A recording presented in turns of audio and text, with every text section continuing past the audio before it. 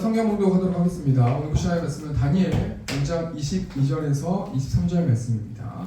다니엘서 5장 22절에서 23절 말씀, 구약성경 1241페이지에 있습니다. 다니엘서 5장 22절에서 23절 말씀, 제가 봉독하겠습니다. 앞에 화면 보셔도 괜찮고요, 성경책 보셔도 괜찮겠습니다.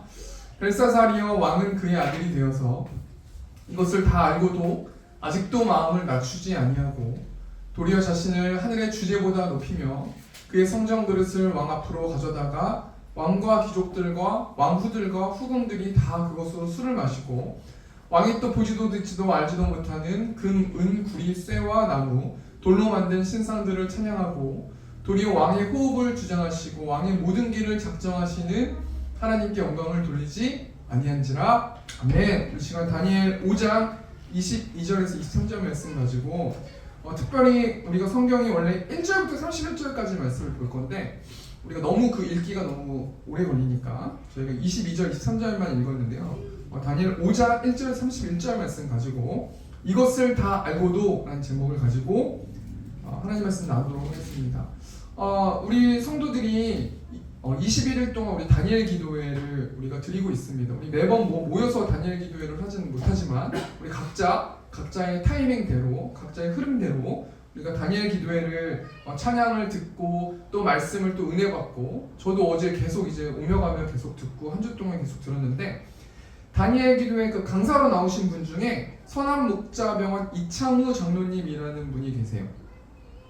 앞에 화면 보시면은 저분이거든요. 저분이 의사세요. 선한목자병원 병원장이시니까 이제 의사이신데,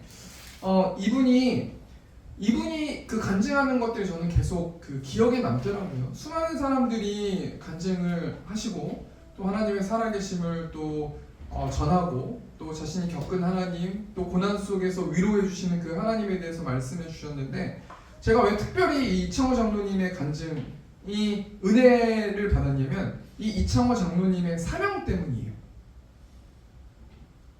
이분이 사명이 어떤 것이냐면 전 세계에 고통받는 사람들을 돌보는 것, 또 100개의 무료 진료소와 3개의 나라의 대학병원을 세우는 것, 자신이 받은 달란트를 가지고, 자신의 재능을 가지고, 자신의 능력을 가지고 자신과 자신의 가족과 나를 위해서 쓰는 게 아니라 타인을 위해서 자신이 받은 달란트로 그들의 병을 고쳐주고 하나님을 전하는 것, 그것이 굉장히 너무 은혜되고 너무 멋있었기 때문에 제가 굉장히 이분의 간증을 보면서 은혜를 받았는데, 이 이창호 장로님께서 왜 이런 삶을 살 수밖에 없게 됐는가, 그 이유는 결론부터 말씀드리면 그 이창호 장로님의 아버지 때로부터 이 사명이 시작됐다는 것이죠.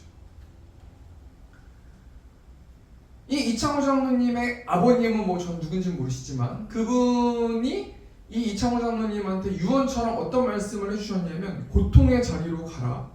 그곳이 하나님이 계신 자리다. 이 말씀을 남기시고 이제 세상을 떠나신 것 같은데, 그래서 이분은 그 아버지, 하나님이 아버지에게 주신 그 사명을 자신이 받들고 또 자신이 받은 사명을 자신의 아들들에게 흘러가게 하는 어떤 그런 모습들의 사명을 보면서 참 너무 멋있는 일이다 라는 생각을 해보았는데, 우리가 이 말씀 통해서 뭘 생각해 봐야 됩니까? 우리가 오늘을 하루 살아가면서 우리 후손들이 우리의 발자취를 그대로 따라서 자기도 모르게 답습해서 그런 삶을 살게 되는데, 저와 우리 성도들은 우리 후손들에게 무엇을 남겨줘야 되는가 라는 생각을 좀 한번 해보고, 그럼을 통하여서 내 삶이, 한 주 동안의 삶이 우리 아이들이나 나의 자녀들이 봤을 때 부끄럽지 않는 삶이 되도록 우리가 기도하고 노력하고, 우리가 하나님께서 받은 그 복음을 그대로 우리 주일학교 아이들에게, 자녀들에게 전할 수 있는 저와 우리 세움교회 성도님들 되셨으면 좋겠는데요. 오늘 본 말씀 보면은 벨사살이라는 왕이 나옵니다. 이 벨사살이라는 왕은 자신의 아버지였던 느부갓네살의 그 교만함을 그대로 답습하고 그대로 배워서 하나님의 뜻대로 살지 못하고 철저하게 정말 우상을 섬기면서 살아가면서 하나님의 마음을 아프게 해드렸는데요. 우리 5장 1절 말씀, 벨사살 왕이 그의 귀족 1000명을 위하여 큰 잔치를 베푸고 그 1000명 앞에서 술을 마시니라. 여러분, 벨사살이라는 왕이 나와요. 오늘 본 말씀의 주인공이죠. 이 벨사살이라는 그 이름의 뜻이 뭐냐면 오베리어 왕을 보호하소서.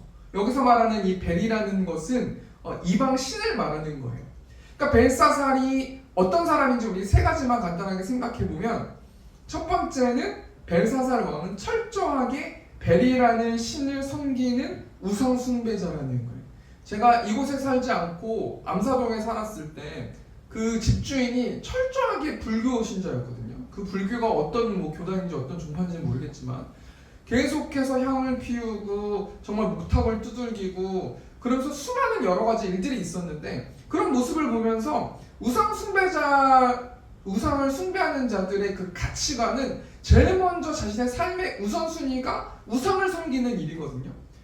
그런 맥락으로 봤을 때 이 벨사살 왕은 철저하게 벨이라는 그 신을 섬기는 우상 숭배자, 모든 것들을 뒤로 하고 그 우상을 섬기는 일에 앞장섰던 사람, 이 사람이 벨사살 왕이었다는 겁니다. 두 번째로 이 벨사살 왕은 어떤 사람이었냐면 철저하게 인간 중심적으로 생각하는 인본주의자였는데요. 1절 말씀 보면은 귀족 1000명을 위하여 큰 잔치를 베풀고 1000명 앞에서 술을 마시니라. 여러분, 지금 벨사살 왕이 왜 인본주의자냐면요, 사람들 귀족 1000명하고 술을 마셨기 때문에 인본주의자라기보다는 이 당시 지금 벨사살 왕이 치리했을 때, 다스렸을 때 그 이 바벨론 나라의 국정이 어떻게 됐냐면요, 거의 대부분의 어떤 영토와 어떤 이런 것들은 페르시아라는 그 민족에 빼앗긴 상태예요. 그리고 이제 바벨론 도성만 남겨져 있는 상태인데, 이 벨사살 왕이 이 상황에서도 왜 귀족 1000명을 모집해서 잔치를 베풀고 1000명 앞에서 술을 마셨냐면, 이 바벨론 도성은 굉장히 튼튼한 도성이었기 때문에 바벨론 도성은 절대로 무너지지 않을 것입니다. 여러분, 걱정하지 마십시오 라는 것들을 보여주기 위해서 귀족 1000명을 모아서 그 귀족 1000명과 힘을 다지고 결의를 하고 잔치를 베풀고 백성들에게 여러 가지 것들을 보여주기 위해서 이렇게 큰 잔치를 열었는데, 지금 벨사살 왕은요, 하나님을 찾지 않아요.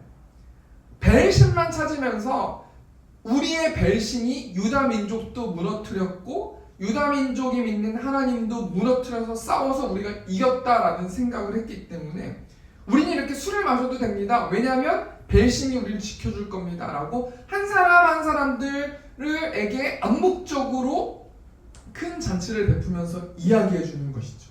하나님을 찾지 않고 인본적으로 귀족들과 결의를 맺고 있는, 그렇기 때문에 벨사살 왕은 인간 중심적으로 모든 것들을 사고하고 생각하는 인본주의자였다는 겁니다.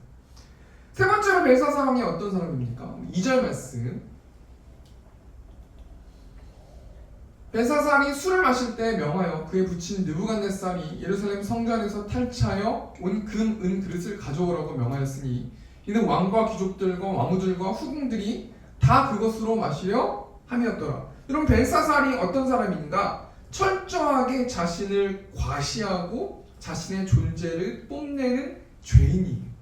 여러분, 지금 벨사살 왕은 얼마든지 인본주의적으로 다른 귀족들과 결의를 다지면서 우리는 이 바벨론 도성은 무너지지 않을 겁니다. 왜냐하면 우리 벨신이 우리를 지켜주기 때문입니다. 얼마든지 그렇게 살면 되고 얼마든지 그렇게 잔치를 베풀고 술을 마시고 즐기면 되는데, 여러분, 지금 벨사살 왕은 그것보다 더 우리의 벨신의 유대함을 보여주기 위해서 유다 민족이 믿고 있는 하나님, 이 하나님을 경멸하고 무시하는 행동을 하는 거죠. 예루살렘 성전에서 탈취해온 금, 은 그릇을 가져와서 수많은 사람들에게 자신을 과시하고 자신의 벨신을 과시하면서 그 성전의 그 거룩한 용품으로, 거룩한 어떤 그 그릇들로 술을 마시길 원하는 그런 모습들을 보면은 전형적인 죄인의 모습이다라고 생각해 볼 수 있는 것입니다. 여러분, 이 행동이 무엇을 의미하는 거냐면 하나님을 불신하고 자신을 과시하는 행동인데요. 여러분, 과거에 자신의 아버지였던 느부갓네살 왕이 하나님을 불신하고 교만했을 때 어떤 삶을 살았냐면 하나님의 징계하심을 받아서 사람이길 포기하고 미쳤어요. 정신이 나가버렸어요. 그래서 소처럼 풀을 뜯으면서 7년 동안 살았거든요. 여러분, 이 벨사살 왕은 자신의 아버지 느부갓네살 왕이 하나님을 저버리고 우상을 섬기고 하나님을 떠난 삶을 살아서 정신이 나가서 소처럼 풀을 뜯어먹었던 그 모습들을 다 지켜보았어요. 그럼에도 불구하고 이 벨사살 왕은 그 하나님을 경멸하는 행동, 자신의 위대함을 뽐내는 행동, 자신을 과시하는 행동을 하고 있다는 거예요. 그래서 오늘 설교 제목이 뭡니까? 이 모습을 다 보았어도 불구하고 벨사살 왕이 어떻게 합니까? 우리 3절 4절 보니까 이에 예루살렘 하나님의 전 성소 중에서 탈취하여 온 금 그릇을 가져오매 왕이 그 귀족들과 왕후들과 후궁들과 더불어 그것으로 마시더라. 그들이 술을 마시고는 그 은구리 쇠 나무 돌로 만든 신들을 찬양하니라. 여러분, 지금 벨사살 왕이 하나님을 불신하고 자신을 과시하기 위해서 생명 없는 여러 신들을 섬기면서 그 신들을 높이고 있는 모습들을 볼 수 있는 것이죠. 여러분, 벨사살 왕이 어떤 사람이에요? 앞에 말을 정리하면 벨사살 왕은 철저하게 우상을 숭배했던 자, 철저하게 인본주의적으로 생각했었던 사람, 또 철저하게 자신의 존재를 뽐내는 죄인의 모습이에요. 여러분, 이 벨사살 왕이 왜 이렇게 행동하게 됐어요? 한마디로 말하면 자신의 아버지였던 느부갓네살의 그 모습을 배웠기 때문에 물려받았다라는 거예요. 우리가 이 말씀 통해서 뭘 생각해 봐야 됩니까? 우리의 자녀들, 우리의 모습들을 우리가 걸어갔던 길을 다시 걸어갈 수 있죠. 우리의 모습들을 답습하고 연습하고 인정받기 위해서 노력하고 그런 어떤 모습들이 자녀들의 모습 아니겠습니까? 우리가 하나님을 찬양하고 하나님을 높이고 자식들을 사랑하기보다는 하나님을 더 사랑하는 모습을 보여주면 우리의 자식들도 하나님을 더 사랑하는 그런 삶을 살게 되지 않겠습니까? 근데 우리가 매일의 삶 가운데서 예배를 준비하지 못하고 하나님의 하나님 되심을 선포하지 못하고 하나님을 섬기기보다는 자식들의 우상을 섬기고 다른 우상들을 섬기는 모습을 보여준다면 우리 자식들도 우리의 모습을 따라서 이 벨사살 왕처럼 우상을 섬기면서 살아가지 않겠는가? 우리가 한번 좀 생각해 보아야 할 거라는 겁니다. 그런데 하나님께서요, 이 벨사살이라는 이 죄인의 모습을 그냥 놔두지 않는 것을 볼 수 있는데요. 우리 하나님께서 이 벨사살 왕의 모습을 보시고 어떻게 행동합니까? 우리 5절 말씀 보니까요. 그때 사람의 손가락들이 나타나서 왕궁 촛대 맞은편 석회벽에 글자를 쓰는데 왕이 그 글자 쓰는 손가락을 본지라. 하나님께서 갑자기 손가락을 보내셔가지고 손가락으로 무슨 글자를 쓰게 해요. 여러분, 지금 잔치 분위기예요. 큰 잔치가 있었어요. 흥청망청하고 있고요. 막 여러 가지 막 어떤 문란한 성적인 문란한 일들도 있고요. 여러 가지 지금 일들 죄된 어떤 장소에 있어요. 그런데 갑자기 손가락이 나타나고 어떤 글자를 쓰는 모습, 그것을 한번 상상해 보셨습니까? 이 모습을 보고요. 그 자신을 과시하고 떵떵거리고 내가 제국의 왕이다, 우리 바벨론은 영원할 거다, 우리 벨신이 이 바벨론을 지켜주기 때문이다 라고 그렇게 큰 소리 치는 이 벨사살 왕이 그냥 손가락 모습을 보고 어떻게 반응합니까? 우리 다니엘 5장 6절 세번역으로 보니까 그러다가 왕의 얼굴빛이 창백해지더니 공포에 사로잡혀서 넓적다리에 힘을 잃고 무릎을 서로 부딪히며 떨었다. 여러분, 벨사살은 하찮은 피조물이에요. 벨사살은요, 그냥 하나님이 만든 피조물에 불과해요. 우리 하나님이 어떤 분이십니까? 말씀으로 빛을 만드시고 무엇이 있으라라고 명하셨을 때 하나님께서 바로 생길 수 있는 능력이 있으신 분, 온 우주를 말씀으로 창조하신 분이 우리 하나님이세요. 그 하나님이 인간의 모든 삶을 지켜보시고 판단하시고 생각해보시고 심판하신다는 거 아니겠습니까? 여러분, 그렇게 떵떵거리고 그렇게 자신을 드러내는 벨사살 왕이요, 손을 지금 부들부들 떨고 있는 거예요.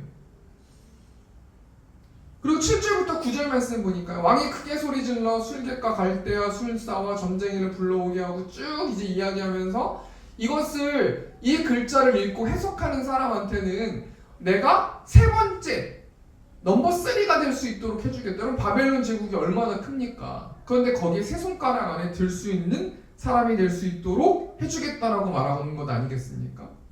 근데 8절 말씀 보니까요, 왕의 지혜자들이 아무리 그 글자를 해석하길 원해도 해석할 수가 없었어요. 그래서 벨사살 왕은 크게 번민했고 그의 얼굴빛이 변하고 귀족들도 다 놀라고요. 완전히 잔치가 완전히 엄청나게 지금 큰 위기가 돼버리는 모습이 되지 않았습니까? 그래서 이 벨사살 왕을요, 아무도 구출해 줄 수 없고 이제 벨사살 왕은 죽은 목숨이 되었다라는 거예요. 여러분, 우리가 벨신도 하나님의 말씀 앞에서 무기력하고요, 하나님의 말씀은 살아있고 활력이 있는 거예요. 여러분, 우리가 이 땅을 살아가면서 보이는 세상이 있고 보이지 않는 세상이 있거든요. 여러분, 보이지 않는 세상은 영적 전쟁이라고 말하잖아요. 여러분, 영적 전쟁에서 우리가 승리할 수 있는 비결이 무엇입니까? 하나님의 말씀이에요. 하나님의 말씀을 소유하고 있을 때 우리는 영적 전쟁에 승리할 수 있는 거예요. 여러분, 벨사살 왕이요, 하나님의 말씀이 보였어요. 손가락으로 여러 가지 것들이 쓰여졌어요. 그런데 하나님을 인식하지 못하는 사람은 아무리 하나님의 말씀이 쓰여졌어도 자신의 죄가 가리워져서 죄책감만 들 뿐이지 하나님의 말씀을 해석할 수 없게 되는 거 아니겠습니까? 이런 상황 가운데서 우리가 오늘 본 말씀 통해서 하나님께서 저와 우리 성도들에게 주시는 영적 교훈, 우리가 세 가지만 간단하게 생각해보고 오늘 말씀 마쳤으면 좋겠는데요. 첫 번째로 하나님께서 저와 우리 성도들에게 이 말씀을 통해서, 우리 다니엘 5장 말씀을 통해서 어떤 영적 교훈을 줍니까? 첫 번째는 뭐냐면요, 하나님께서는 성령 충만한 사람을 사용하신다는 거예요. 그럼 지금 벨사살 왕은 하나님의 징계 앞에서 어쩔 줄 모르고 떨고 있는데, 이 벨사살 왕의 어머니가 벨사살 왕을 찾아와서 다니엘이라는 사람을 소개해 주는데요. 우리 12절 말씀. 왕이 벨드사살이라 이름하는 이 다니엘은 마음이 민첩하고 지식과 총명이 있어 능히 꿈을 해석하며 은밀한 말을 밝히며 의문을 풀 수 있었나이다. 이제 다니엘을 부르소서, 그리하시면 그가 그 해석을 알려드리리이다. 여러분, 왕이 벨드사살이라 이름하는 다니엘, 이 다니엘은 마음이 민첩하고 지식과 총명이 있고 꿈을 해석할 수 있고 은밀한 말을 밝히며 의문을 풀 수 있다. 한마디로 말해서 이 다니엘이 어떤 사람이에요? 성령 충만한 사람이라는 거예요.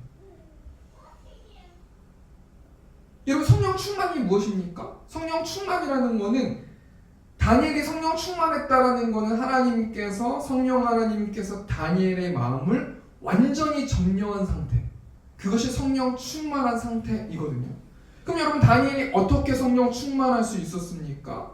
다니엘 6장 말씀 보면 다니엘이 사자굴에 들어가는 위기 속에서 어떻게 행동해요? 다니엘은 매일의 삶에서 하나님께 묻고 순종하고 기도하는 사람이었기 때문에 다니엘은 성령 충만한 자가 됐다는 거예요.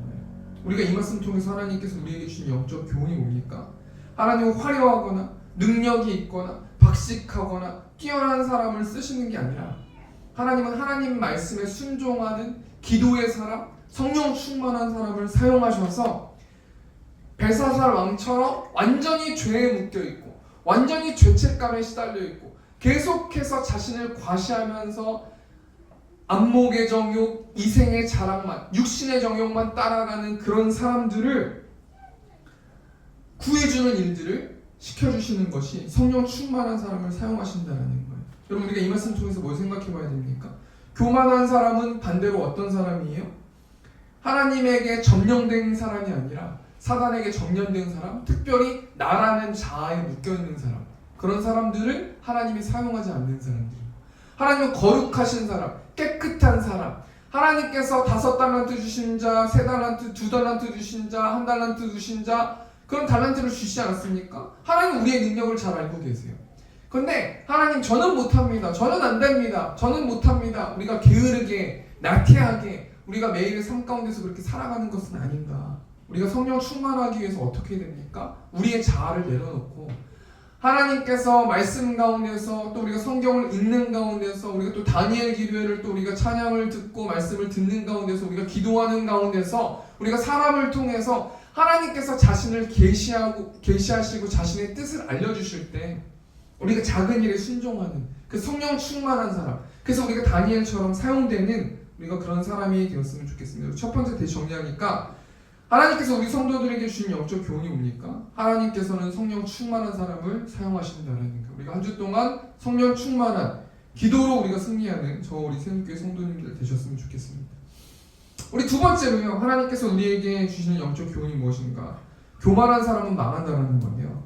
여러분, 우리 하나님께서 다니엘의 입술을 통해서 자신을 과시하고 죄만 짓는 하나님을 떠나는 벨사살 왕에게 무엇을 말씀하십니까? 하나님께서 다니엘의 입술을 사용하시는 거예요. 다니엘은 성령 충만했어요. 그리고 다니엘의 입술을 통해서 하나님께서 무엇을 말씀하고 싶으십니까? 우리 18절 말씀 보니까 왕이여 지극히 높으신 하나님이 왕에 붙인 느부갓네살에게 나라와 큰 권세와 영광과 위엄을 주셨고 그에게 큰 권세를 주셨으므로 백성들과 나라들과 언어가 다른 모든 사람들이 그의 앞에서 떨며 두려워하였으며 그는 임의로 죽이며 임의로 살리며 임의로 높이며 임의로 낮추었더니 여러분 하나님께서 벨사살 왕의 아버지 느부갓네살에게 무엇을 주셨다고 말씀합니까? 나라와 큰 권세와 영광과 위엄을 주셨대요.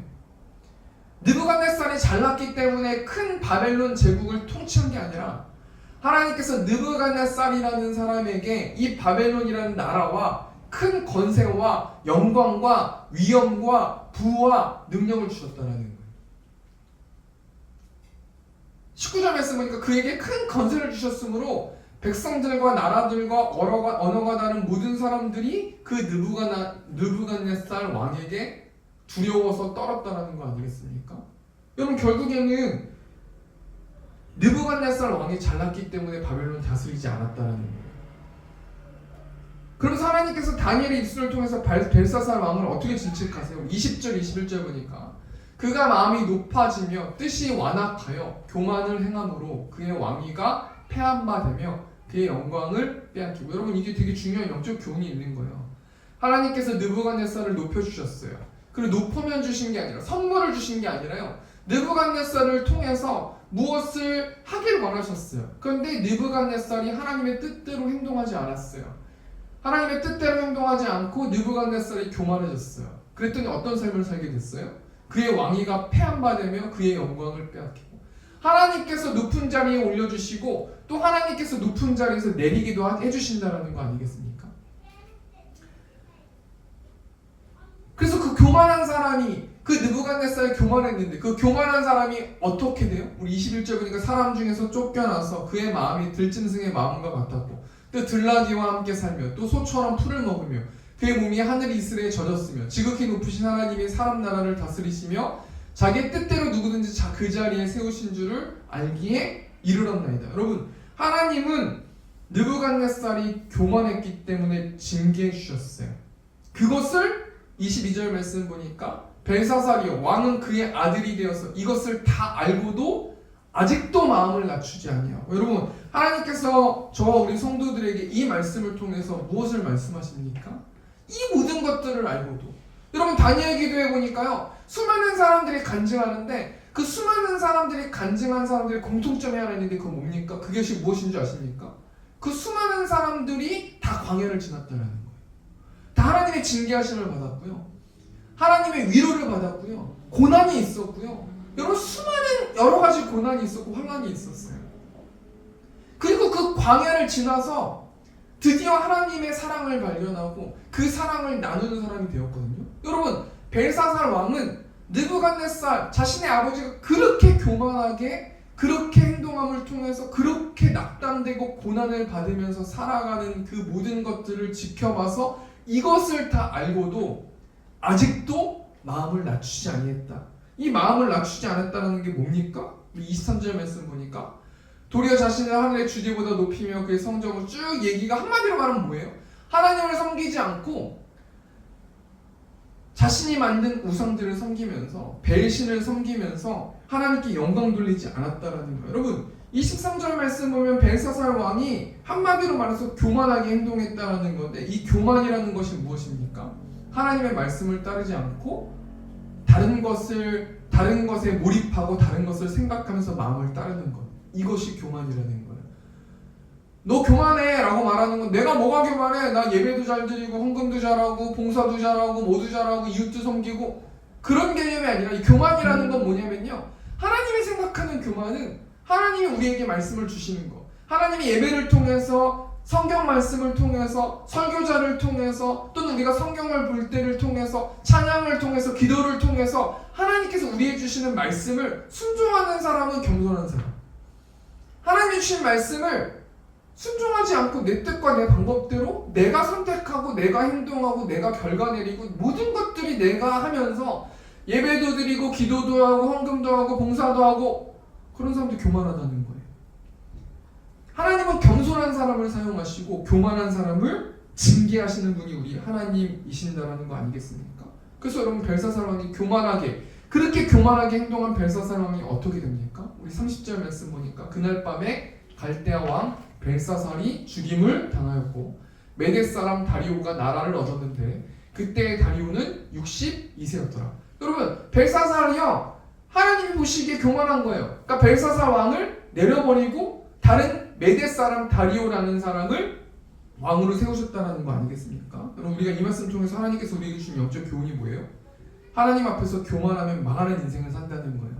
여러분 우리가 12월이 이제 지나가고 2025년이 이제 거의 한 해를 마무리할 때가 되지 않았습니까?